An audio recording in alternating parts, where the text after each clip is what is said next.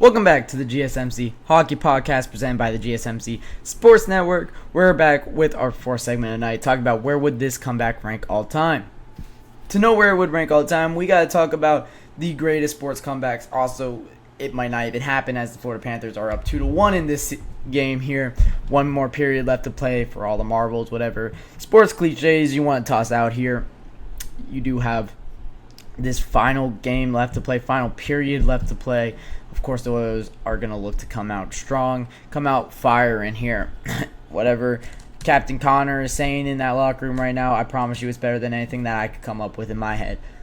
But if they were to win this game, let's just say hypothetically they were to win this game, where would this comeback rank all time? I have just a list of probably the biggest comebacks in each sport here. In hockey, it's probably the 42 Maple Leafs Red Wings 3-0 Stanley Cup final. Maple Leafs were able to come back in that series, winning that Stanley Cup in 1942. However, this is 80 years ago. I have in football the Patriots 28-3. I also kind of have honorable mentions for biggest collapse. This isn't a comeback, but 18-1 Patriots in 2007 when they lost that Super Bowl. That's a huge collapse. But that is more on the collapse side than on the comeback side that we're talking about here. In baseball, I have Yankees-Red Sox in 2004. That is the only other 3-0 comeback in professional sports that's not hockey.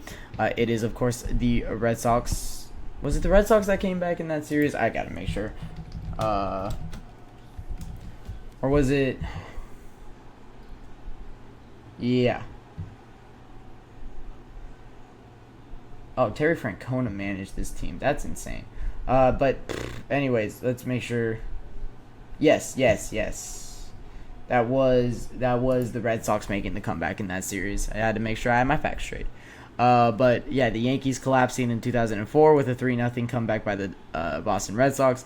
That's a huge story just because it's the Yankees-Red Sox rivalry. Of course, the Babe Ruth rivalry, as I call it. Very influential one in baseball. And in basketball, which is probably the one I'll be talking about most here, is the Cleveland Cavaliers in 2016. All right. Patriots 28-3 against the Falcons, I think, comes in dead last here. Here's why. It's a Patriots team that is looking for, Brady's sixth. It's looking for all of these players to win multiple rings. Like, it's not influential in their sport. Of course, it's a fantastic story, a fantastic comeback. Very difficult to do, coming back 25 points in a second half. However, it's not that crazy. Like, you're not I'm thinking of it as like Conor McDavid is trying to do this to cement his name in history, the NHL. At that time, Brady has won 5 rings. He was already widely recognized as the greatest of all time. That just kind of solidified it. So I don't think I think that comes in last on my list. Next, I have Maple Leafs Red Wings in 1942. I think that might just be because it was 82 years ago, and nobody I know was alive to watch that. So I don't know. I don't know if that's really influential. That's why I have that so down low on the list. My next one, I would say Yankees Red Sox in 2004. That comes in higher because it is it is the AL East rivalry between those two historic franchises, and you have the Boston Red Sox doing it on the Yankees. That makes it just a little bit sweeter for me.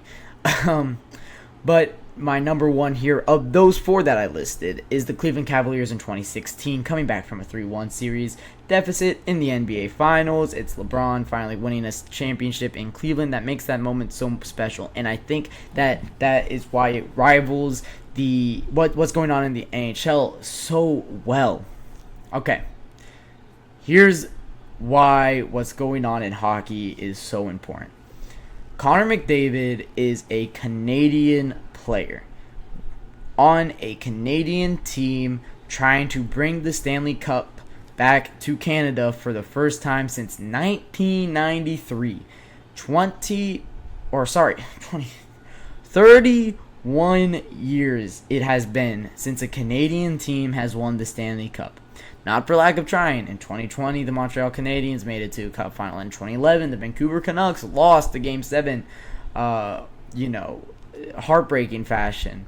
In 2006, the Edmonton Oilers lost to the Carolina Hurricanes. Was that a Game 7 as well? I think it might have been. Yes, it was a Game 7 because Jason Williams was on that Hurricanes team, Mr. Game 7.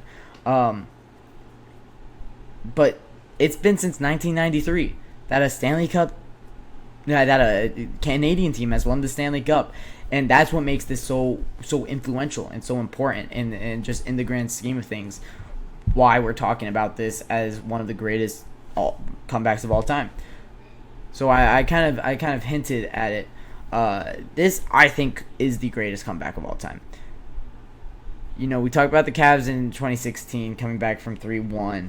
However, it is a Cavs team that made it to the NBA Finals the year before. Lost bad to the Golden State Warriors in 2015, but they were without Kyrie Irving and Kevin Love for much of that series. So the team was better than what they showed. And in 2016, they just finally put it together with Kyrie Irving going off in Game 6. I think he dropped 40 in Game 6. And then in Game 7, played out of his mind, hitting that 3. LeBron James with the block on the other end. So it wasn't inconceivable. This was inconceivable. 10 days ago, this was inconceivable. Chris Knobloch said in a press conference after that Game 3 loss, he said, I'm so excited for the next 10 days. And now we're 10 days later, and he has a chance at making that 3-0 comeback. Truly, this seemed inconceivable. I think Sean McDonough was the one that made the call after the Game 6 win, or was it Ray Ferraro? I don't know. It was one of them that made the call after the Game 6 win. 6 days ago, this seemed impossible. 3 days ago, it seemed improbable. Today, it doesn't only seem feasible, but likely.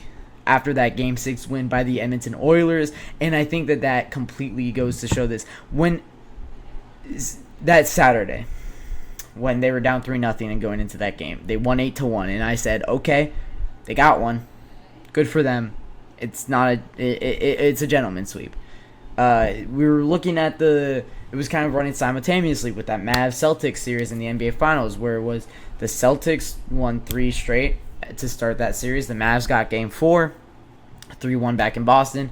They won it in Boston for a Game 5, and I truly expected Game 5 in Florida. They got it. They were going to win that one. The Edmonton Oilers were able to completely flip the script there. Game 5, winning 5-3. Such a fantastic game by Conor McDavid. 4 points in that game, willing his team to victory. Game 6, fantastic game by Leon Draisaitl and Stuart Skinner, willing their team to victory. Now you're looking at a Game 7. Impossible, improbable, feasible, probable. Completely insane. And now they have to come back once again. They need to come back in the third period of the Stanley Cup Finals to be able to, complete the comeback. This Edmonton Oilers team doesn't give up. We talked about how throughout the regular season, facing 3 straight losses, they went 5-0, 16-0, and then 8-0, following 3 straight losses. Now they're going 3-0 in a postseason where all eyes are on them, and it's been production from Conor McDavid.